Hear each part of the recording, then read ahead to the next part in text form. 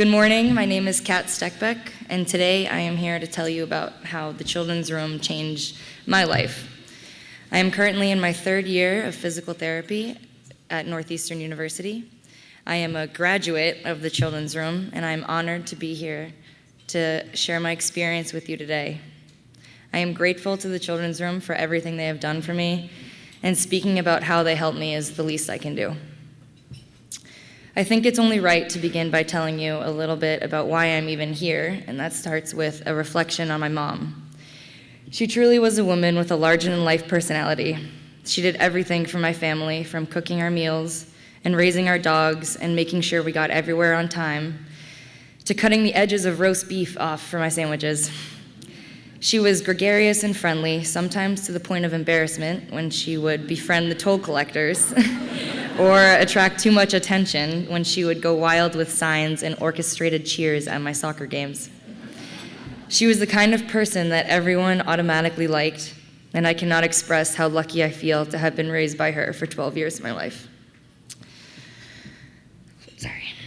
On August 8th, 2006, my mom died suddenly and unexpectedly. It happened the summer before I started 7th grade. I don't remember a whole lot from this time in my life, but a few things do stick in my memory. I remember the few times during the year I would be called down to the guidance counselor's office for a check-in. The front desk would call my name over the intercom, and I would smile and feign confusion and leave class to talk to some lady about how great I was doing. I remember in English class, we read a short story about a boy who thinks he is going to die from a cold. My teacher pulled me out into the hallway before we started reading, just to let me know that he doesn't actually die.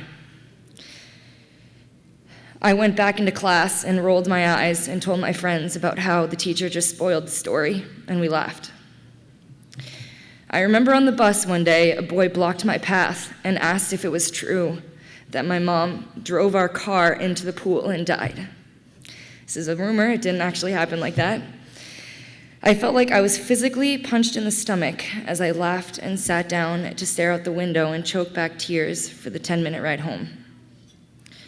I remember these instances so clearly because I felt so trapped. I wanted to be normal and have a normal life and normal experiences and be like my friends.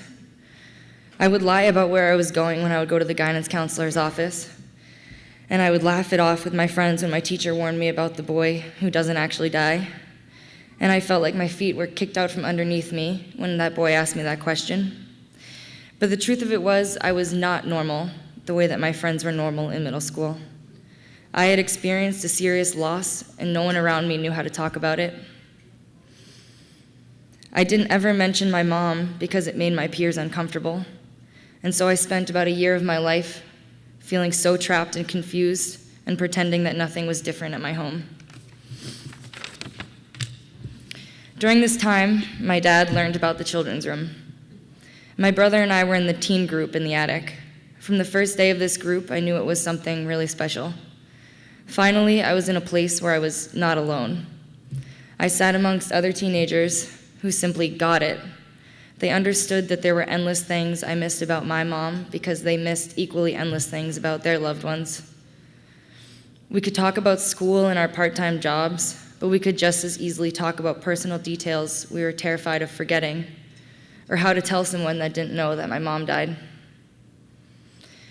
I remember I was able to finally share my story of the day she died, and it felt like I had lifted 1,000 pounds off of my chest.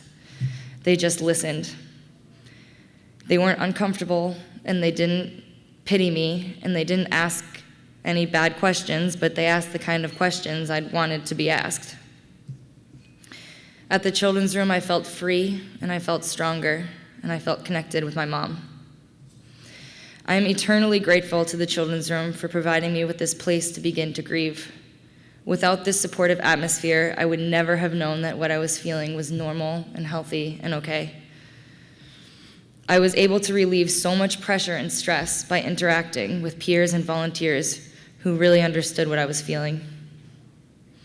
I didn't know how I could show how truly appreciative I was of the Children's Room until this year when I decided to run the Boston Marathon for the Children's Room in my mom's honor.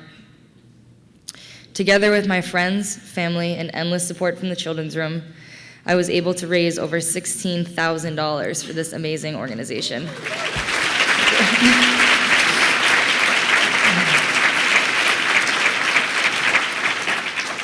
I was absolutely blown away by the love and care I felt from my friends, family, and everyone that did donate or offered advice or inquired about the Children's Room or even just asked me about my mom. Once again, years after being a member of the Children's Room, I was reminded about how vitally important community is in life. I can assure you I would not be the same person I am today without the Children's Room. This place provided a sense of respite, camaraderie, and strength when I needed it the most.